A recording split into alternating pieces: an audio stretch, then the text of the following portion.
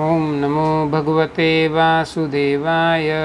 ओम नमो ओम नमो भगवते भगवते वासुदेवाय।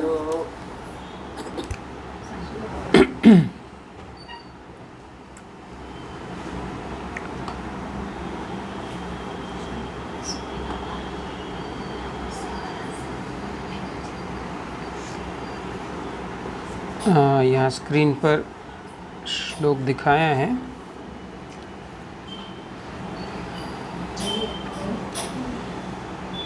दृष्टे स्वभावजनितैर्वपुष्य दोषैर्। दृष्टे एक एक शब्द। स्वभावजनितैर्वपुषश्च दोषैः। दृष्टे बोलिए, एक एक शब्द बोलते हैं पहले। दृष्टे दृष्टे स्वभावजनिते स्वभावजनिते वपुष्यश्च वपुषश्च दोषैर् दोषैः। न प्राकृतत्वमिह न प्राकृतत्वमिह भक्तजनस्य पश्येत्। भक्तजनस्य पश्येत्। गंगाम्भसां न खलु गंगाम्भसां गंगां वशां न खलु न खलु बुद्बुद बुद्बुद फेन पंके तेन पङ्के ब्रह्मद्रवत्वम् ब्रह्मद्रवत्वम् अपगच्छति अपगच्छति नीरधर्मे। नीरधर्मे। दृष्टे स्वभावजनितैर्वपुषश्च दोषैर्। दृष्टे दृष्टे स्वभावजनितैर्वपुषश्च स्वभावजनितैर्वपुषश्च दोषैः। बाकी लोग भी प्रयास कीजिए साथ में। दृष्टे स्वभावजनितैर्वपुषश्च दोषैर्। दृष्टे स्वभावजनितैर्वपुषश्च दोषैः। न प्राकृतत्वमिह भक्तजनस्य पश्येत्। न न प्राकृतत्वमिह प्राकृतत्वमिह भक्तजनस्य पश्येत्। न प्राकृतत्वमिह भक्तजनस्य पश्येत्। न प्राकृतत्वमिह भक्तजनस्य पश्येत्। गंगाम्भसां न खलु बुद्बुदफेन पंकेर्। गङ्गापशां न खलु बुद्बुदफेन पङ्केर्। ब्रह्मद्रवत्वमपगच्छति नीरधर्मे। ब्रह्मद्रवत्वमपगच्छति नीरधर्मे। अपगच्छति नीरधर्मे। दृष्टे स्वभावजनितैर्वपुषश्च दोषैर्।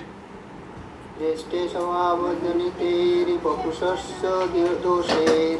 न प्राकृतत्वमिह भक्तजनस्य पश्येत्। न प्राकृतत्वमिह भक्तजनस्य पश्येत्। गंगाम्भसां न खलु बुद्बुदफेन पंके। गङ्गां न खलु बुद्बुदफेन पङ्के।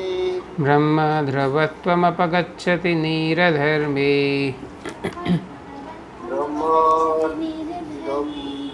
ब्रह्मद्रवत्वम् अपगच्छति नीरधर्मे।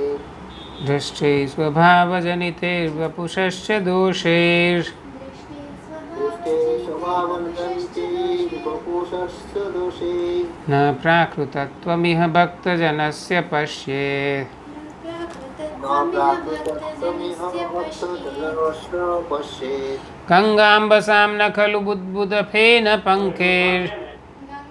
गङ्गां न खलु बुद्बुदफेन पङ्के।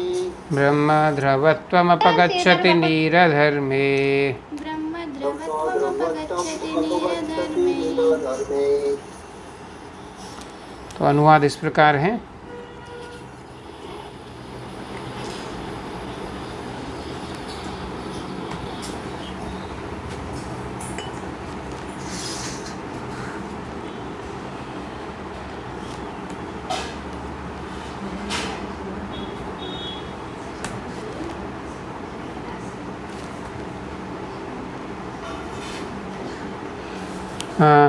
अपनी मूल कृष्ण भावना भाव स्थिति में रहते हुए शुद्ध भक्त अपने को शरीर नहीं मानता है।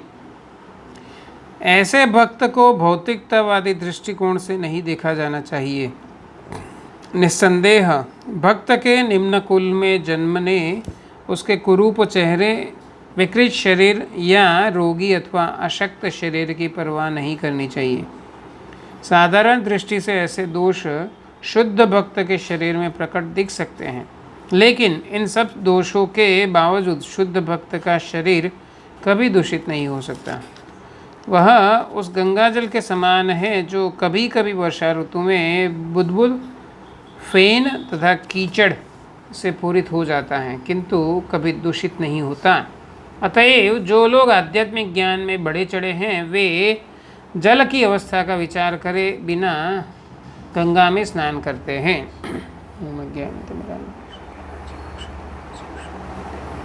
इसमें श्री गुरु नमः विष्णु पादाय कृष्ण पृष्ठाय श्रीमते भक्ति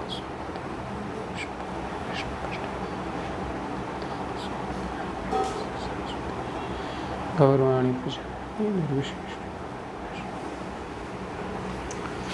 हाँ, तो ये श्री उपदेशामृत का छठा श्लोक है, जिसमें हमें उन्नत भक्त के साथ कैसा व्यवहार करना चाहिए वो अधिक विस्तार से बताया है। आप सबको स्मरण होगा 5वें श्लोक में भी भक्तों के साथ कैसा व्यवहार करना चाहिए वही बताया था। लेकिन वहाँ पर 3 प्रकार के भक्तों की चर्चा थी, कनिष्ठ, मध्यम और उत्तम। तो कनिष्ठ भक्त हैं उनको मन से सम्मान देना है, और जो मध्यम भक्त हैं उनके साथ मैत्रीपूर्ण व्यवहार रखना है, और जो उत्तम भक्त हैं उनकी तो सेवा करनी है और उनसे उपदेश ग्रहण करना है। ऐसा रूप गोस्वामी प्रभुपाद ने वहाँ पर बताया था। और इस श्लोक में क्या बता रहे हैं कि अभी उत्तम भक्त हैं उनके साथ कैसा व्यवहार करना है। तो विशेषकर हमें उत्तम भक्तों का या किसी भी भक्त का है वो जाति विचार नहीं करना चाहिए। जैसा हमारा ऐसा स्वभाव होता है, हमेशा दूसरों को हम हैं वो, जैसे प्रभु गोस्वामी जी पिछले श्लोक में बताए थे कि किसी को हम अपने से उन्नत या किसी को अपने से कनिष्ठ मानते हैं, लेकिन हम वो भक्तों में नहीं अपितु सामान्य जनों में भी इस तरह से ऊंच नीच का भेद है वो देखते हैं। तो एक है कि ज्ञान से हम ऐसा भेद करते हैं और उस प्रकार से जो यथा योग्य व्यवहार करना। मानो कोई अगर बड़ा पुलिस अफसर है, इंस्पेक्टर है, और अगर हम उनको कमिश्नर मान ले तो भी गलत है, और अगर उसको हम एक सामान्य हवालदार मान ले तो वह भी गलत है। सबको उनके स्थान के अनुसार, उनके पद के अनुसार मान देना चाहिए। अगर कोई मंत्री जी हैं वो आए हुए हैं और उनकी सुरक्षा की व्यवस्था में पुलिस वाले लगे हुए हैं, और अगर मैं किसी पुलिस वाले को जानता हूं कि जो एक पुलिस इंस्पेक्टर हैं, तो ऐसे रास्ते पर से जब जुलूस निकलता है और मैं अपने हाथ में माला लिए आगे बढ़ता हूं और उस पुलिस वाले के गले में डाल देता हूं, जबकि मंत्री जी बाजू में हैं, तो वो पुलिस वाले की स्थिति कैसी होगी? काटो तो खून ना निकले, ऐसे मतलब जम जाएगा। हाँ, मतलब उसको वहाँ पर वो एम्बेरेस्ड, शर्मजनक स्थिति में आ जाएगा वो स्वयं भी। तो किसी की अवस्था से अधिक मान देना वो उनके लिए भी गलत है और हमारे लिए भी। तो इसीलिए जब कोई कनिष्ठ व्यक्ति है तो उनको हमें मन से सम्मान देना चाहिए, और अगर कोई समान स्तर का है तो उसको हम मैत्रीपूर्ण व्यवहार, प्रेमपूर्ण व्यवहार रखना चाहिए और उनको सादर नमस्कार करना चाहिए। और अगर कोई हमसे उत्तम है तो उनके साथ हम सेवा भाव और उपदेश उनसे ग्रहण करना।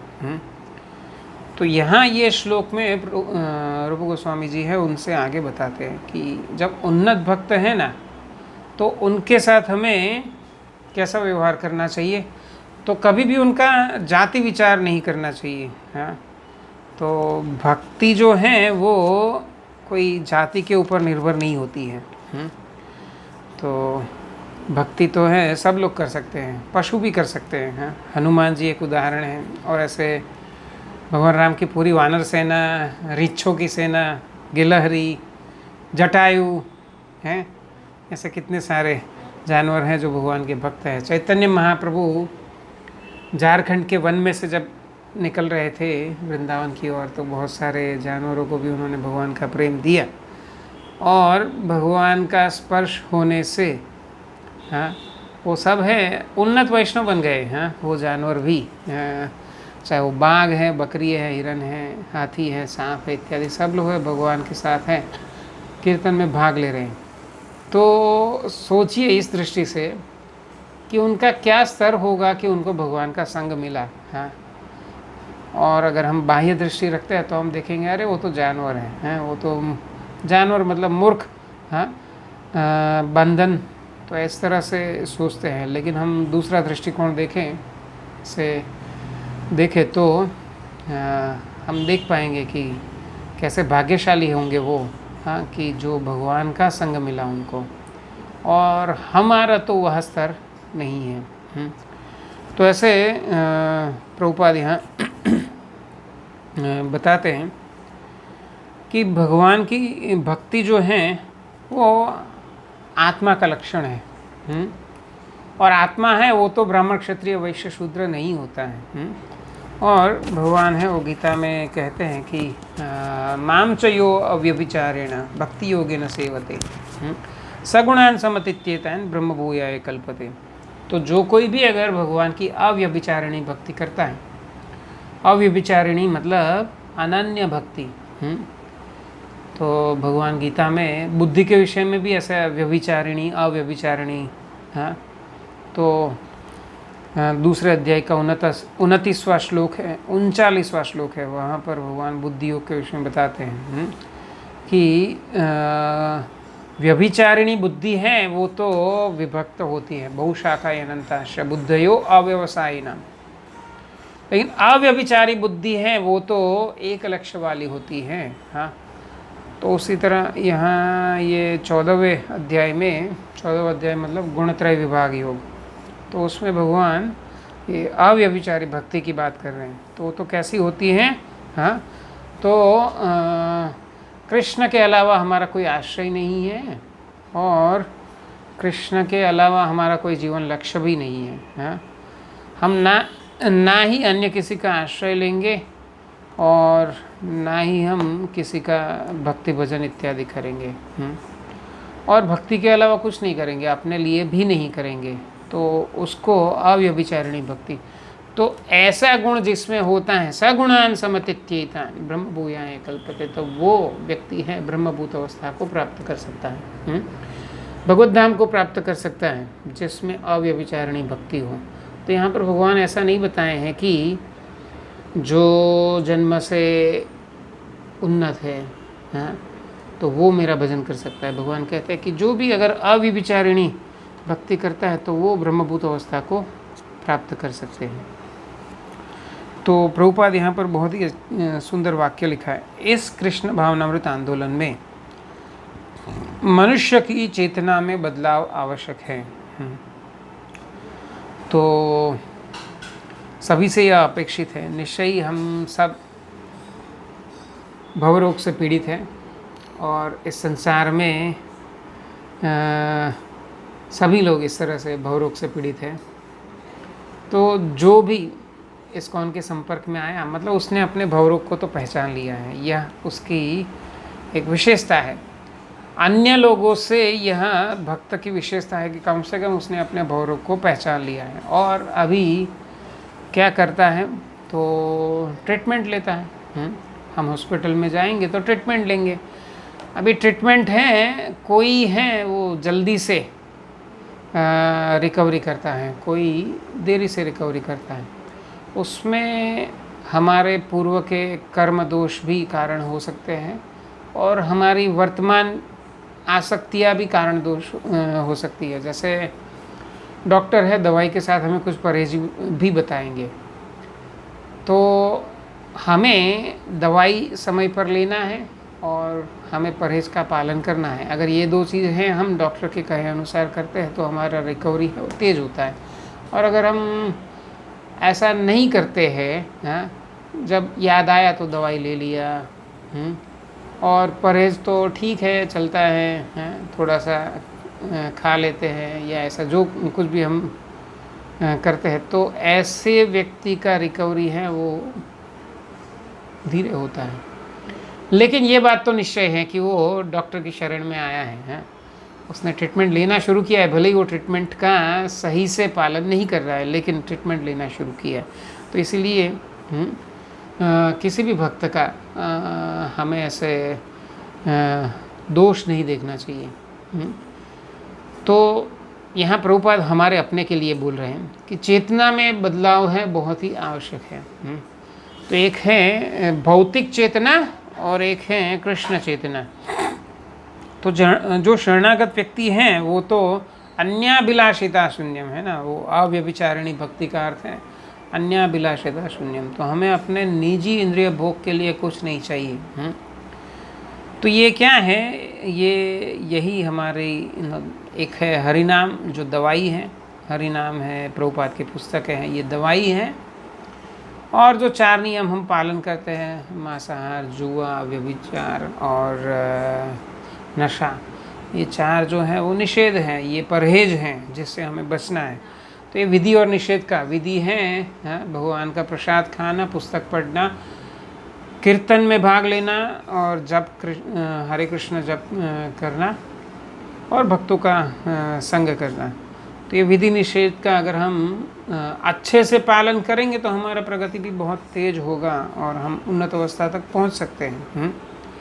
और अगर हम इसका पालन नहीं करते हैं या थोड़ा करते हैं थोड़ा नहीं करते तो हमारी प्रगति है वो थोड़ी होगी, स्लो होगी।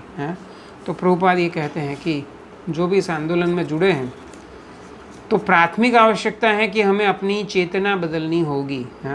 अगर हम अपनी चेतना भोग वृत्ति से नहीं बदलते हैं तो फिर शरणागति है उसका कुछ ज़्यादा महत्व नहीं रह जाता है। भले ही हमने ना डॉक्टर के पास तो चले गए, हाँ, हॉस्पिटल में भी एडमिट हैं, फिर भी हम डॉक्टर की एब्सेंस में समोसा खा लेंगे या कुछ भी ऐसा गुलाब जामुन खा लेंगे, हाँ, जो डॉक्टर ने मना किया है परहेज के लिए, उसी में हमारा आसक्ति है। और दवाई है तो अगर नर्स है ज़बरदस्ती देंगे तो लेंगे, नहीं तो हम फेंक देंगे। तो फिर क्या हो सकता है हमारा? फिर डॉक्टर तो क्या भगवान भी नहीं बचा सकते ऐसे व्यक्ति को। जो व्यक्ति है वो स्वयं का उद्धार नहीं करना चाहता है तो भगवान स्वयं भी उसका कैसे उद्धार कर सकते हैं। लेकिन अगर जो शरणागत है तो मतलब हमें ना इन सब बातों में गंभीर होना चाहिए कि हमारा जीवन कृष्ण के लिए है, अन्याभिलाषिता शून्यम, हमारी और कोई इच्छा नहीं होनी चाहिए, केवल और केवल कृष्ण की प्रसन्नता। तो ऐसा व्यक्ति है वो भक्त है, ऐसा व्यक्ति है वो शुद्ध भक्त है। तो अगर हम भक्त कहें तो भक्त तो है, ये बात को जानता है और वो जानता है तो फिर मतलब वो संसार में बंधता नहीं है। और अगर कभी कभी हमें दूसरे भक्त हैं वो ऐसा दिखता है कि देखो फलाना तो ऐसा है वैसा है, हम ऐसा बातें करते हैं भक्तों के विषय में, तो हम ये सब बातों को टालना चाहिए। किसी भक्तों की बुराई करना नहीं चाहिए। अगर हम आपस में मिलते हैं तो मिलकर के कृष्ण कथा करेंगे। अगर किसी भक्तों के विषय में भी चर्चा करेंगे तो उनका गुणगान करेंगे। कभी कभी ऐसा हम दोष की चर्चा भी करने लगते हैं तो वो सही नहीं है। तो अगर प्रभुपाद कहते हैं कि अगर आप भक्त नहीं हो तभी सामने वाले को भक्त के रूप में पहचान नहीं पाओगे। मतलब मैं भी हॉस्पिटल में एडमिट एक पेशेंट हूँ और दूसरा एक भक्त है, वो भी हॉस्पिटल में एडमिट एक पेशेंट है। तो अपनी खुद की भी अवस्था देखनी चाहिए, हम कितने उन्नत हैं। और प्रभुपाद कहते हैं कि अगर आप भक्त नहीं हो तो आप दूसरे को नहीं, दूसरे भक्त को पहचान नहीं सकते। मतलब अगर हमें दूसरे भक्तों में दोष दिखता है तो प्रभुपाद के शब्दों में हम भक्त नहीं हैं। तो मतलब हमारे में ही दोष है। सबसे पहला दोष तो यही है कि हम दूसरे भक्तों की बुराइयाँ करते हैं। तो हाँ, निश्चय ही भक्तों में ये स्तर होता है, कनिष्ठ, मध्यम, उत्तम। और प्रभुपाद यहाँ फिर से बताते हैं कि जो कनिष्ठ अवस्था में होता है तो उसको भक्त या अभक्त का अंतर भी पता नहीं होता है, और वो भक्त के साथ भी हैं अभक्त जैसा व्यवहार करता है। लेकिन जो मध्यम भक्त हैं वह तो भक्त और अभक्त के बीच का भेद है वो जानता है, और उत्तम भक्त और कनिष्ठ भक्त के बीच का अंतर भी जानता है, और भगवान और भक्त के बीच का अंतर भी जानता है। तो इसीलिए वो सभी से भिन्न भिन्न व्यवहार करता है। मैंने क्या बताया, एक तो है ज्ञान जनित भेदभाव और एक है अज्ञान जनित भेदभाव। मतलब आप किसी के आध्यात्मिक स्तर के अनुसार उसके साथ कनिष्ठ, मध्यम, उत्तम जैसा भेद करके व्यवहार करते हैं तो वो सही है। लेकिन अगर आप केवल बाह्य अवस्था को देख करके कोई मैले कपड़े पहना है या कोई है ऐसे टॉयलेट साफ कर रहा है मंदिर में, तो किसी के ऐसे सेवा को देखकर या किसी के ऐसे मतलब कोई व्यक्ति अपाहिज है या कोई व्यक्ति है कुरूप है, प्रभुपाद यहाँ पर 4-5 चीज़ें लिखे, कोई विद्वान नहीं है, कोई उन्नत जाति में जन्मा हुआ नहीं है, तो इस तरह से देखकर अगर हम भेदभाव करते हैं, शरीर के स्तर पर अगर हम भेदभाव करते हैं तो निश्चय वो हमारी आंखों में कुछ दोष है और हम स्वयं भी कनिष्ठ ही हैं। तो शारीरिक स्तर पर तो हमें किसी की आलोचना नहीं करनी चाहिए, ना ही हम किसी को इस तरह से देखना चाहिए। प्रभुपाद कहते हैं कि इन दोषों के आधार पर हमें भक्तों का उपेक्षा नहीं करना चाहिए। तो हमें सभी भक्तों को हैं वो आध्यात्मिक दृष्टि से देखना चाहिए और उनको सम्मान देना चाहिए। तो भगवान स्वयं तो ऐसा कहते हैं अपने भक्तों के विषय में, अपि चेत सुदुराचारो, कोई अगर दुराचारी क्यों ना हो मेरा भक्त, अपि चेत सुदुराचारो भजते माम अनन्य भाग, साधुरे वही मंतव्य सम्यक व्यवस्थितो ही सा। तो समय का ही सीमा है, थोड़े समय में वो अच्छा भक्त बन जाएगा। ऐसा भगवान स्वयं कहते हैं कि कोई अगर मेरा भक्त है लेकिन किसी कारणवश ऐसे दुराचार में लगा हुआ है, दुराचार से आप कुछ भी अर्थ निकाल लीजिए, तो दारू पीना, नशा करना, वो भी अवैध स्त्री संग करना या ऐसा कुछ भी दोष अगर किसी में है, लेकिन एक दूसरी ओर हम देखते हैं कि उनको भगवान के प्रति तीव्र आकर्षण है, भक्ति का साधन कर रहा है, तो ऐसा व्यक्ति है वो निश्चय ही प्रगति करेगा। और जैसे ही उसको ये समझ में आएगा कि वो कुछ गलत कर रहा है, तो तुरंत ही वो अपने आप को सुधार लेगा। तो ये कोई व्यक्ति है अच्छे से भक्ति में लगा हुआ है लेकिन कोई उसमें दोष है, तो ऐसे भक्तों का तो हमें बहुत ही ध्यान रखना चाहिए। मतलब है ना, केवल बाह्य रूप से देख करके हम अरे ये तो वैसा है ऐसा मन में सोच लिया तो बहुत बड़ा अपराध है। ऐसा चैतन्य चरितामृत में एक प्रसंग है, गदाधर, शायद गदाधर पंडित है वो, पुंडरीक विद्यानिधि जी उनके पास जाते हैं, शायद गोपीनाथ आचार्य के साथ में ऐसा कुछ है। तो ये पुंडरीक विद्यानिधि हैं, बहुत ही धनवान हैं, तो सोफे जैसे आसन पर विराजमान है और वो मुंह में पान चबा रहे। तो वो बाह्य रूप से देख कर के उनके मन, अरे ये मुझे इनसे मिलवाने के लिए ले आया। तो जो दूसरे भक्त थे वो समझ गए कि इनके मन में कुछ दुर्भावना आई है। तो क्या किया उन्होंने, उनको कुछ उपदेश नहीं दिया, तुरंत भागवत के श्लोकों का उच्चारण करने लगे। तो जैसे ही वो भागवत के श्लोकों का उच्चारण करने लगे तो जो पुंडरीक विद्यानिधि हैं वो तुरंत भावावेश में आ गए और अष्ट सात्विक विकार उनके शरीर में प्रकट हो गए। और ये देख करके गदाधर पंडित है वो तुरंत हैं, वो उनको समझ में आ गया कि उनसे कोई बड़ा अपराध हो गया है। तो तुरंत है वो उनको चरणों में गिरते हैं, उनसे माफ़ी मांगते हैं और उनको वो गुरु के रूप में स्वीकार करते हैं। तो इस तरह से हमें बाह्य रूप से भक्तों को नहीं देखना चाहिए। प्रभुपाद कहते हैं कि हो सकता है कि भक्त हैं जो ब्राह्मण परिवार में या गोस्वामी परिवार में कोई जन्मा हो सकता है। तो ब्राह्मण परिवार में भी भक्त हो सकता है, गोस्वामी परिवार में भी जन्म लिया हुआ व्यक्ति भक्त हो सकता है, लेकिन भक्ति पर उनका एकाधिकार नहीं है। भक्त तो किसी भी बैकग्राउंड से हो सकता है, कोई भी जाति से हो सकता है, कोई भी रूप, कोई भी राष्ट्र, हाँ, कैसा भी रंग, हाँ। तो विशेषकर प्रभुपाद जो हैं पूरी दुनिया भर में घूमे तो पता नहीं कैसे कैसे, मतलब कोई गोरे हैं, कोई लाल है, कोई काले हैं, हाँ, सभी कलर वाले लोग हैं उनके शिष्य बने, हाँ। और इन्हीं सब लोगों की सहायता से तो प्रभुपाद जी पूरे विश्व में कृष्ण भावना का प्रचार कर पाए, हाँ।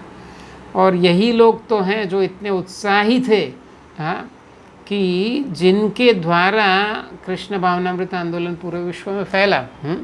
तो जब प्रभुपाद हैं ऐसे शिष्यों के साथ जब भारत में आए तो बहुत सारे उनके गुरु भाई हैं या अन्य जो साधु हैं, विशेषकर गौड़ीय मठ के, तो वो लोग, अरे ये तो म्लेच्छ लोग हैं, ये तो यवन लोग हैं, हाँ, ये तो काला है, ये तो गोरा है। तो इस तरह से वो भक्तों की निंदा करते थे। तो प्रभुपाद कहते हैं कि कोई भगवान की शक्ति के द्वारा संचारित ना हो ऐसा व्यक्ति कोई भगवान के नाम का प्रचार कर सकता है क्या, हाँ। मतलब चाहे वो गोरा है, काला है, कोई भी क्यों ना हो, हाँ, वो भगवान की शक्ति से संचारित है। और वो क्यों भगवान की शक्ति से संचारित है? क्योंकि वो समर्पित है, वो समर्पित है, भगवान की भक्ति कर रहा है और उसकी दृढ़ इच्छा है, हाँ, गुरु और कृष्ण की इच्छा पूरी करने के लिए, हाँ, तत्पर है वो। और इसीलिए गुरु के आदेश से कृष्ण का नाम पूरे विश्व में फैलाने के लिए ये सब लोग हैं, हाँ, तत्पर हैं। तो मतलब इस दृष्टि से देखें, जैसे प्रभुपाद यहाँ बता रहे हैं कि कृष्ण के द्वारा शक्ति संचारित है ये लोग, हैं, जो भी भगवान का प्रचार करने में लगे हुए हैं। तो ऐसे भक्त तो सच में महाभागवत है, हाँ। तो उनके विषय में ऐसा दोष देखना कि ये तो अमेरिकी हैं, ये तो गोरा है, काला है, तो बहुत बड़ा अपराध है। तो प्रभुपाद है यहाँ स्पष्ट शब्दों में ऐसे हैं कि ये लोग जो हैं वो सही नहीं कर रहे हैं, इनको अप्रिशिएट करना चाहिए कि ये लोग हैं भगवान के नाम का प्रचार में लगे हुए हैं। और प्रभुपाद अपने विषय में भी बताते हैं कि मतलब प्रभुपाद अपने विषय मतलब कि कोई शुद्ध भक्त हुए बगैर, कोई भगवान की शक्ति के सहायता के बगैर कैसे इतना बड़ा काम कर सकता है। तो उन सबको भी चाहिए कि प्रभुपाद अपने विषय में कह रहे हैं कि उनकी सहायता करें, ना कि उनके काम में बाधा डाले। मतलब किस प्रकार से बाधा डालते थे, तो कभी कहते थे अरे आपके जो गुरुजी हैं वो तो उनके गुरु का टाइटल यूज़ करते हैं, उनको यूज़ नहीं करना चाहिए, या ये हिज डिवाइन ग्रेस लिखते हैं वो नहीं लिखना, ऐसे मतलब कुछ कुछ बातें। आपके गुरुजी हैं वो कभी गोपी भाव के विषय में नहीं बताते हैं, वो हमारे पास आओ हम सिखाएंगे, ऐसे बहुत सारे शिष्यों को ऐसे भ्रमित करने का प्रयास करते थे। तो या ये भक्तों का जो प्रचार में योगदान है तो हमेशा उनको है वो म्लेच्छ यवन इस तरह से कह करके बुलाते हैं। तो ऐसा जो करना है उससे ऐसा बोलने वाले हैं उन्हीं का पतन होता है, तो वास्तव में गोस्वामी कौन है, तो ना कि वो जो नित्यानंद प्रभु के वंश में पैदा हुआ है या षड गोस्वामियों के परिवार में पैदा हुआ है। वास्तविक गोस्वामी तो वो हैं कि जो अपनी इंद्रियों को वश में किए हैं। ऐसा शब्द का अर्थ तो यही होता है। गो माने इंद्रिया, हाँ, स्वामी, तो जो इंद्रियों का स्वामी है, जो अपनी इंद्रिया वश में रखता है और जो भगवान की सेवा में लगा हुआ है, वह गोस्वामी है। और ना कि वह जो गोस्वामी से संबंधित हैं। जैसे ब्रह्म बंधु ऐसा शब्द होता है, मतलब ब्राह्मण परिवार में पैदा हुआ व्यक्ति है वो ब्राह्मण नहीं है, हैं? अगर उसमें ऐसे लक्षण नहीं है तो ऐसे व्यक्ति को तो ब्रह्म बंधु अथवा द्विज बंधु कहते हैं। क्षात्र बंधु अगर कोई व्यक्ति है, उसकी सरनेम है, उससे तो ऐसा लगता है कि वो क्षत्रिय है, लेकिन दुकान पर बैठता है तो फिर वो क्षात्र बंधु हैं, क्षत्रिय नहीं है। तो ऐसे रूप और सनातन हैं, उनको देखे तो हालांकि वो ब्राह्मण परिवार से थे, लेकिन उस समय जो लोग किसी भी व्यक्ति के ऊपर अगर कोई मुसलमान थूक भी देता था तो उसको आउटकास्ट माना जाता था, मतलब वह स्वयं भी म्लेच्छ बन गए हैं ऐसा माना जाता। जबकि ये रूप गोस्वामी, सनातन गोस्वामी हैं, वे तो मुस्लिम राजा की सेवा करते थे, मतलब वह स्वयं भी मुस्लिम बन गए थे और उनका नाम भी दबीर खास और साकर मलिक था। लेकिन जब वह चैतन्य महाप्रभु के संपर्क में आए तो फिर से वह भगवान के भक्त बन गए और फिर बहुत सारी पुस्तकें लिखी चैतन्य महाप्रभु की प्रेरणा से। तो वे वास्तव में गोस्वामी हैं, हाँ, ना कि जो पैदाइशी ब्राह्मण है या नित्यानंद प्रभु के परिवार में या गोस्वामियों के परिवार में जन्मा है। तो हमें ऐसे भक्तों का जाति के अनुसार है मान सम्मान नहीं रखना चाहिए, अपितु उनके भक्ति को देखकर हमें उनको मान सम्मान देना चाहिए। प्रभुपाद लेकिन यहाँ पर सावधान करते हैं उन भक्तों को कि जो भक्ति करके बहुत उन्नत हुए हैं, और प्रभुपाद स्वयं भी बहुत सारे अपने शिष्यों को गोस्वामी टाइटल दिए। जैसे एक गोस्वामी को आप सब लोग जानते हैं, गोपाल कृष्ण गोस्वामी, और तमाल कृष्ण गोस्वामी, सत्स्वरूप दास गोस्वामी, ऐसे बहुत सारे प्रभुपाद के शिष्य जिनको प्रभुपाद जी ने ऐसे गोस्वामी टाइटल दिए। तो ऐसे प्रभुपाद हैं, ऐसे उनको सावधान करते हैं कि आपकी भक्ति और साधना से आपको यह टाइटल मिला, लोग आपको गोस्वामी कहकर बुलाते हैं, लेकिन अभी आप अपने अहंकार में मत आ जाइएगा कि मैं तो अभी गोस्वामी बन गया हूँ। हमें सभी को व्यक्तिगत रूप से तो अपने आप के लिए ऐसा ही सोचना चाहिए कि मैं बहुत ही निकृष्ट हूँ, कनिष्ठ हूँ, बहुत ही पतित हूँ। अगर हम ऐसा नहीं सोचते हैं और सोचते हैं कि मैं बहुत ही उन्नत हूँ तो क्या होगा, तो फिर हमारा पतन निश्चित है, ऐसा प्रभुपाद कहते हैं। तो प्रभुपाद आगे कहते हैं कि ये जो भक्तों की बुराई करना, तो ये ईर्ष्या या द्वेष का लक्षण है। तो ईर्ष्या और द्वेष के लिए तो हमारे संस्था में कोई स्थान नहीं है। प्रभुपाद हैं या भगवान स्वयं भी गीता में ऐसा बताते हैं, इच्छा द्वेष समुत्थेन द्वंद्व मोहेन भारत। तो द्वेष है मूल कारण है जिसके कारण हम इस संसार में आए हैं। और अभी हमने ये पहचान लिया हमें बीमारी है, भवरोग है, और वो बीमारी का कारण क्या है, तो ईर्ष्या एक मुख्य कारण है। हाँ? एक है काम अर्थात इच्छा और दूसरा है ये ईर्ष्या। ये दो मुख्य कारण बताए भगवान ने हमारे संसार में अस्तित्व का कारण, बंधन का कारण। तो ये संस्था में आए तो हमें यह भी पता चल गया कि इच्छा और द्वेष है वो हमारे बंधन का मूल कारण है। तो हमें उससे मुक्त होना है। अगर हम इससे मुक्त नहीं हो सकते हैं तो फिर हमारी भक्ति का सारा जो प्रयास है वो व्यर्थ है। प्रभुपाद कहते हैं कि ये संस्था जो है मतलब श्रीमद् भागवतम के वाक्य में परमो निर्मत्सराणाम सताम, हाँ, तो निर्मत्सर लोगों का संस्था है ये, हाँ। ये श्रीमद् भागवतम के विषय में वेद व्यास जी ने कहा, नहीं सुत गोस्वामी ने कहा कि ये जो श्रीमद् भागवतम की रचना जी वेद व्यास जी ने किया है वो तो परमो निर्मत्सराणाम, मतलब जो ईर्ष्या से संपूर्णतः मुक्त लोग हैं ऐसे लोगों की ये गाथा है, हाँ, ये ऐसे लोगों के लिए श्रीमद् भागवतम है। तो यही वाक्य प्रभुपाद जी हैं इस्कॉन संस्था के विषय में कह रहे हैं कि ये परमहंसों की संस्था है, यहाँ पर द्वेष के लिए कोई स्थान नहीं है।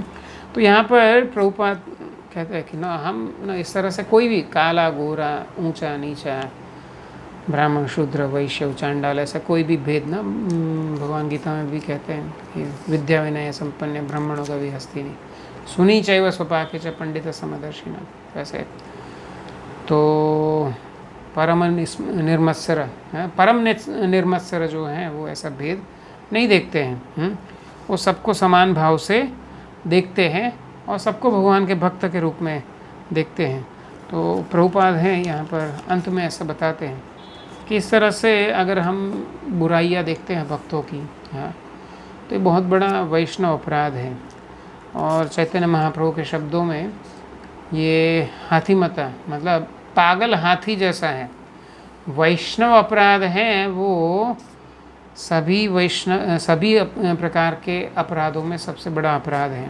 अगर हम दूसरे वैष्णव के प्रति मन में भी कुछ गलत विचार करते हैं तो प्रभुपाद से चैतन्य महाप्रभु स्वयं बताते हैं कि पागल हाथी है, मानो कोई अच्छे से बगीचे में घुस जाए तो क्या करेगा, पूरे बगीचे को उजाड़ देगा, हाँ, नष्ट कर देगा। तो उसी तरह हमारी भक्ति साधना कितनी अच्छी क्यों ना हो, अगर थोड़ा सा ये वैष्णव अपराध भाव है तो हमारी भक्ति को वो नष्ट कर सकता है। तो इसीलिए हमें इससे बहुत ही सावधान रहना चाहिए। और विशेषकर हमसे जो वास्तव में उन्नत भक्त हैं उनसे तो हमें विशेष सावधानी रखनी चाहिए। प्रभुपाद कहते हैं कि अपने से बड़ों को, हाँ, अपने से वरिष्ठ जो हैं उनको उपदेश भी नहीं देना चाहिए। मतलब कभी कभी हम सोचते हैं कि उनको कुछ बता दें, किसी अपने से वरिष्ठ को, तो मतलब हम एक तो मर्यादा भंग कर रहे हैं। ऐसे मर्यादा भंग करने से हमारा ही पतन होगा। प्रभुपाद कहते हैं कि श्रेष्ठ व्यक्ति को चाहिए कि ऐसे कनिष्ठ व्यक्ति की बात सुननी भी नहीं चाहिए, उनसे उपदेश सुनना भी नहीं चाहिए। हाँ, कनिष्ठ व्यक्ति को श्रेष्ठ व्यक्ति को उपदेश नहीं देना चाहिए और श्रेष्ठ व्यक्ति है उनको कनिष्ठ से उपदेश सुनना नहीं चाहिए। हाँ, तो और ये जो श्रेष्ठता या कनिष्ठता है यह तो हमारी आध्यात्मिक प्रगति के ऊपर निर्भर करती है। तो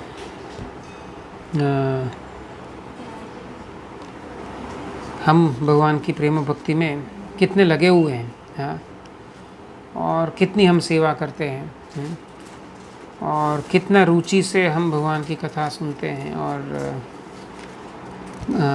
भक्ति में प्रगति करने का प्रयास करते हैं। ये हमारा मानदंड है जो हमें बताता है कि हम कितने उन्नत हैं।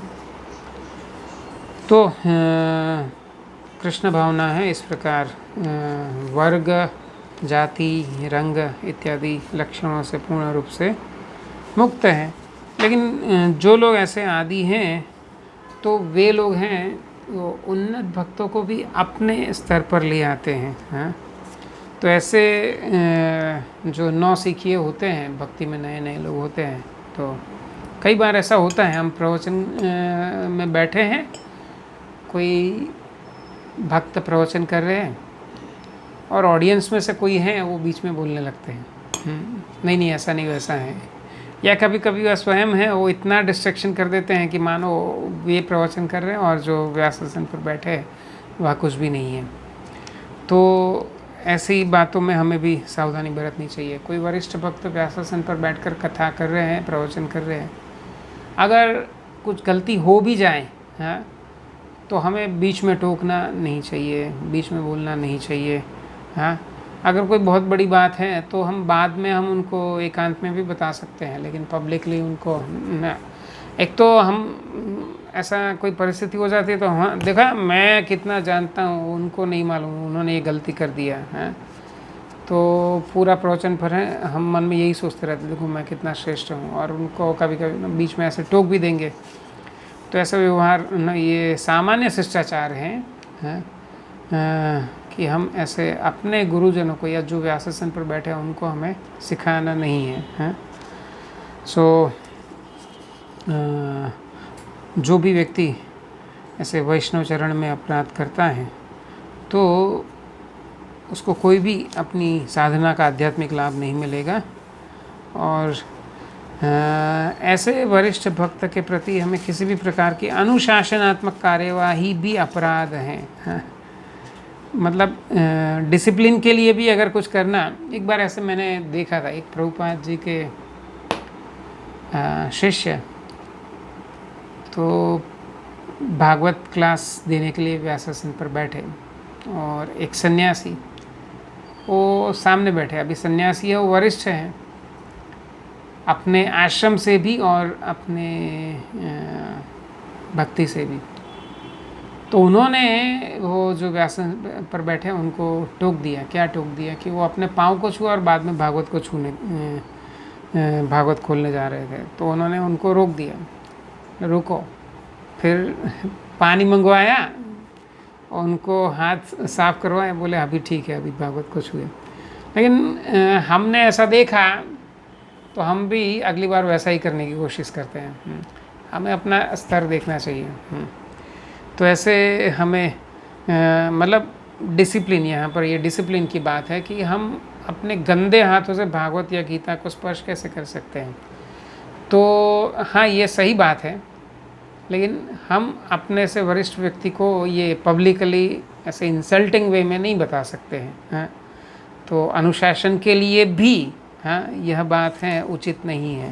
तो इस प्रभुपाद यहाँ इस तरह से लिखे, अनुशासनात्मक कार्यवाही है वह भी गलत है अगर हम किसी बड़े भक्त के प्रति इस तरह से व्यवहार करते हैं। तो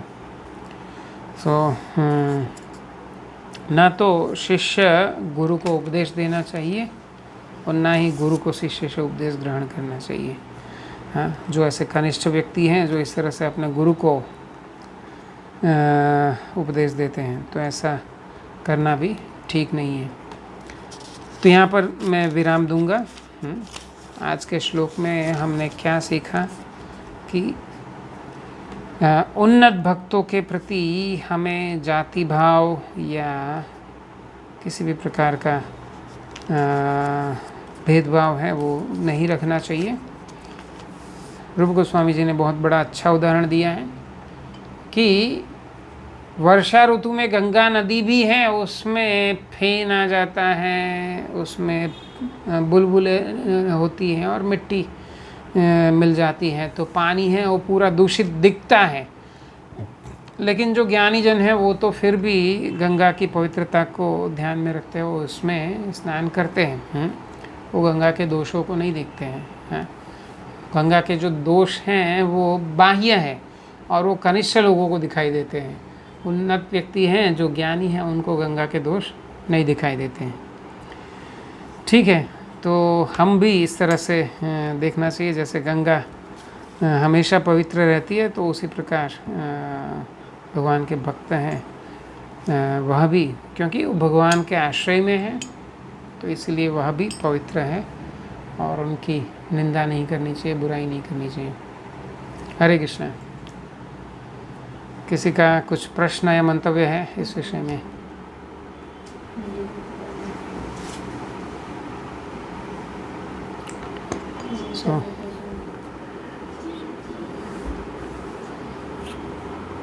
इसी उपदेशामृत में पहला श्लोक है वो गोस्वामी कैसे बनना है वह बताया, तो वहाँ पर निश्चय ही जन्म के आधार पर नहीं बताया था।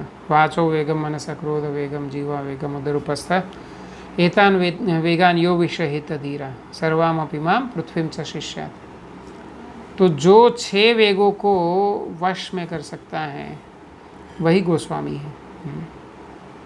और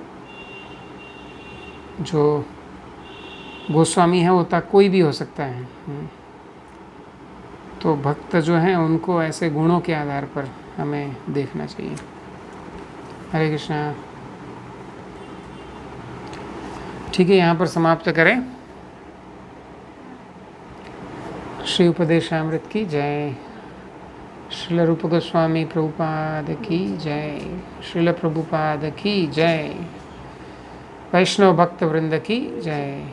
वांछा कल्पतरुभ्यश्च कृपा सिन्धुभ्येव च पतितानां पावनेभ्यो वैष्णवेभ्यो नमो नमः। हरे कृष्णा।